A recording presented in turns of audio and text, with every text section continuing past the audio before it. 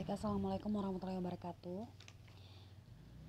Pada kesempatan kali ini kita akan bahas tentang paradigma kewirausahaan, di mana salah satu materi dari paradigma kewirausahaan itu sudah saya share di aplikasi KD. Nah, silakan Bapak Ibu maupun saudara semua untuk mengecek di KD-nya. Jangan lupa absen, kemudian cek juga tugas yang telah diberikan. Nah, tugas yang diberikan itu paling lambat saya terima pada hari Minggu tanggal 10 Oktober 2021 pada pukul 23.00. Nah, baik. Pada intinya kewirausahaan itu, sebelum kita masuk ke kewirausahaan, tentu kita yang dimaksud dengan orang yang menjalankan kewirausahaan itu adalah pengusaha. Nah, secara sederhana, orang pengusaha itu adalah orang yang memulai usaha dengan tujuan mendapatkan keuntungan. Nah, sedangkan kewirausahaan itu sendiri arti sesungguhnya bermanfaat bagi masyarakat yang ingin memberikan kontribusinya bagi dunia ekonomi. Nah, pertanyaannya adalah mengapa wirausahaan itu penting?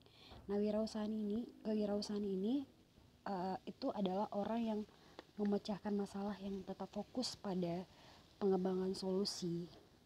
Mereka adalah pemimpin yang berbakat, yang bekerja untuk memperbaiki masyarakat dan memberikan pekerjaan kepada orang lain. Tentunya hal ini dapat menurunkan angka pengangguran di Indonesia, membuat perubahan baru untuk Indonesia, dan meningkatkan perekonomian bangsa.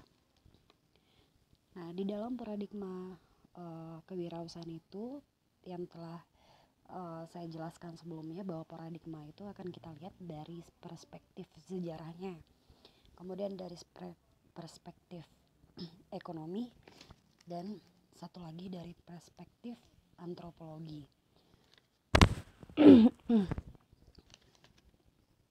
Nah, kalau kita lihat dari segi sejarahnya, kewirausahaan itu dimulai dari prasejarah sampai kepada multidisipliner. Jadi mulai dari prasejarah ini dimulai pada abad ke-50 sebelum Masehi sampai ke abad 17, itu sekitaran 1600 Masehi. Kemudian masuk pada di mana pemikiran kewirausahaan ini dipengaruhi oleh ekonomi pada masa klasik, neoklasik, dan proses pasar Austria. Pada intinya yang kedua itu adalah berbasis ekonomi. Nah, pada masa klasik itu adanya perdagangan bebas. Kemudian neoklasik ini masih mencari peluang, sedangkan proses pasar Austria ini mencari informasi serta pengetahuan. Kemudian ada multidisipliner. Jadi multidisipliner ini mempengaruhi faktor lingkungan dan manusia, kemudian psikologi, pemasaran, teknologi baru, kebijakan, dan peraturan pemerintah. Nah, yang kedua kita lihat dari perspektif ekonomi. Perspektif ekonomi itu dapat dijelaskan dari peluang usaha. Jadi ada 3 garis besar peluang usaha ini yang akan kita bahas. Itu ada yang pertama 2 perspektif yang berpeluang usaha, yaitu Sumperian dan Keisner. Bisa saudara cari di internet. Kemudian kalau Skomperelian ini adalah informasi baru tentang eksistensi peluang usaha, sedangkan Kisner ini adalah cara baru untuk membuat inovasi. Nah, yang kedua itu ada 3 sumber utama peluang usaha. Jadi ada 3 sumber utama peluang usaha, itu dilihat dari teknologi, bagaimana kita memanfaatkan teknologi, baik itu melalui media massa, media elektronik, dan lain sebagainya. Kemudian perubahan kebijakan. Jadi perubahan kebijakan ini bagaimana peran pemerintah terhadap perusahaan-perusahaan, seperti legalitas perusahaan itu sendiri. Kemudian yang ketiga itu adalah perubahan sosial, pola usahanya seperti apa. Nah, kemudian yang ketiga dari peluang usaha itu adalah Di bentuk lain dari kewirausahaan itu ada namanya organisasi baru, kemudian pasar baru, proses bisnis baru, dan lain sebagainya. Nah, yang ketiga, yang terakhir itu adalah kewirausahaan dilihat dari perspektif antropologi. Bisa dipengaruhi, kewirausahaan itu dipengaruhi oleh keluarga.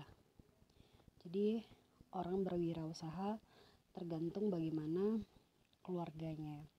Apakah secara turun-temurun atau memiliki bakat tersendiri. Nah, kemudian agama. Seseorang yang taat beragama tentu akan termotivasi untuk membuka dan mengembangkan suatu peluang. Kemudian dilihat dari usia. Biasanya usia produktif ini didominasi oleh kaum-kaum muda. Keempat itu tempat tinggal. Bagaimana lingkungan itu mempengaruhi usaha yang akan kita jalani. Yang kelima pekerjaan, kemudian tingkat pendidikan, budaya, akses informasi dan pengalaman hidup. Mungkin hanya itu yang bisa saya sampaikan. Saya harap semuanya bisa melaksanakan tugas yang saya berikan. Dan insya Allah untuk minggu depan kita bisa melaksanakan Zoom